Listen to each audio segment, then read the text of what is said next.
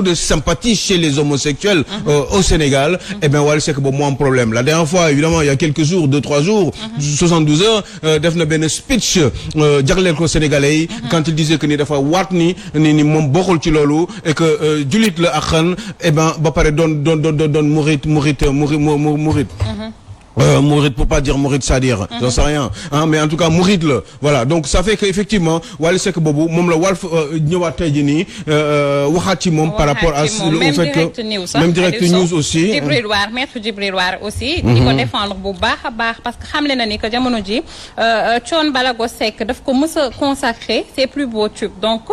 moom il pense pas que jamono ji li ñuy joxañ baaraamu tuuma Wally Seck mi ngi si noonu la demee te ñi nga xamante ne tey jii dañ koy joxañ wàllum góor jigéen gënuñoo nekk góor ki nga xamante ne moo di Wally Ballago Seck. La question ce n'est plus ou ce n'est pas est-ce que góor la wala du góor jigéen sax dina nekk góor.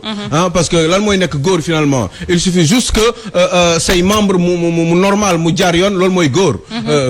loolu la ñuy woowee góor. say membre bu fekkee ni góor nga sa membre bi tax nga xam ne moom moo war a tax ñu naan góor nga eh bien si ça fonctionne parfaitement foofu mun nañ ne yow góor nga.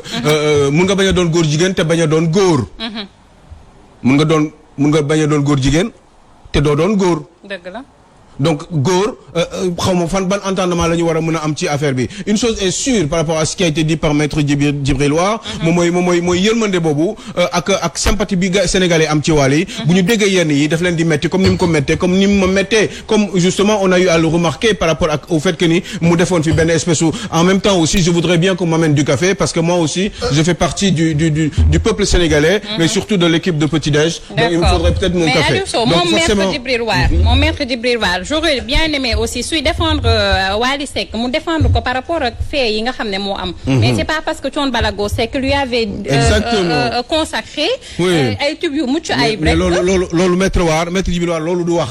xam nga lan moo am solo moom mooy Wally il a essayé de prouver que ni moom bokkul ci yooyu sequl ak ñooñu amul affaire ak ñooñu la question c'est de savoir est-ce que nit façon gëm bu nekk am ñoo xam ne dañu lay déglu ñu gëm la am ñoo xam ne il faut nga wan leen ay preuves pour ñu gëm la quelqu'un comme moi par exemple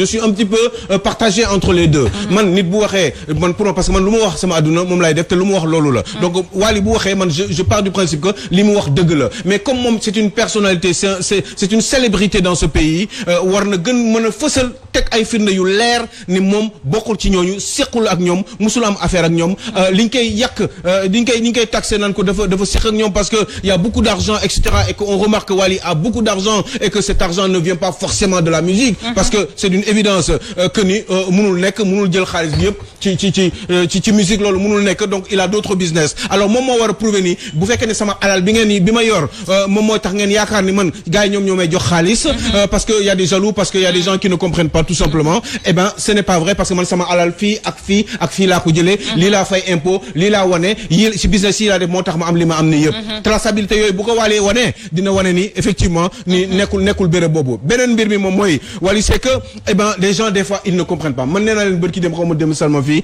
man dama ko yërëm les gens ne comprennent même pas pourquoi parce que nit kese la te nit bu waxee dara dina man su ma waxee dara loolu la donc bu ma gisee ni def noonu ak ni mu waxee ça m'a touché j'ai voulu comprendre que ni je dis bien français lay laak comprendre que ni li mu wax dëgg la mais en même temps je suis un homme qui réfléchit aussi et qui veut aller au bout des choses en général et je me dis que ni est-ce que véritablement moom lan la war a mën a def pour prouver aux Sénégalais que li mu wax dëgg la mu bañ a yam kese ci wax bi kese lañuy xaar je pense mais benn détail rek laa si bëggoon terminer juste pour terminer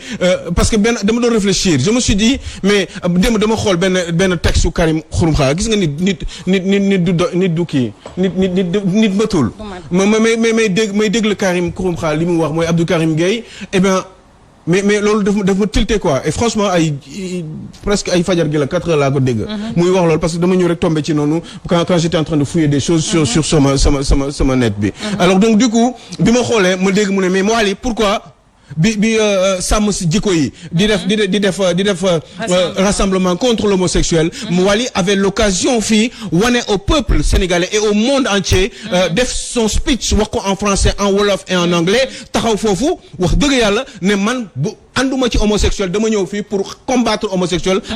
ak mouvement sàmm jikko yi et pourtant on n'a pas vu là-bas on l'a pas vu là-bas Wally Seck et c'était l'occasion boy pour foofu nga mënoon xaw ma ñan ñoo lay conseiller peut-être da nga doon nelaw peut-être que vous n'y avez pas pensé mais jour boobu en tout cas c'était l'occasion pour vous définitivement nga régler le problème nga setal sa bopp définitivement parce que boo demoon ci mouvement boobu jour boobu ñu doon def kii bi manifestation bi wax dëgg yàlla nga wax fa français wax fa wolof parce que bu may wax français c'est parce que pour anglais yëpp pour que waa communauté internationale xam ni yow mi bokkoo ci et cetera bu boobaa dina leer mais lii vraiment gënal wane daal ni yow bokkoo fi te am na yoo xam ne ay actes yoo xam ne boo ko posé rek benn wala ñaar la dina leer naññ définitivement bàyyil xel ci loolu sama rek parce que lii mënul continuer tout le temps chaque année chaque 3 mois chaque 6 mois chaque 3 semaines ñu am lu ñu lay accuser loolu daf fi war a jeex parce que mosuñu ko def kenn yow rek lañ koy def et loolu war nga poser ay actes vous êtes quelqu'un de très intelligent parce que nit ñu baax dinañ ko meññ mu juddu mel nu ko neex doomu diw nga rek que forcément vous êtes quelqu'un de bien je suis entièrement d'accord et puis il faut que vous voyiez avec vos conseillers pour que nga poser un acte en tant que célébrité dans ce pays-là et même sur le plan international pour wane ni véritablement yow bokkoo ci ñii parce que nit ñi ngi naan yow sa alal fi nga ko jëlee yaa ngi dégg te aussi xam nga il faut qu'on réfléchisse daal moytul te prouver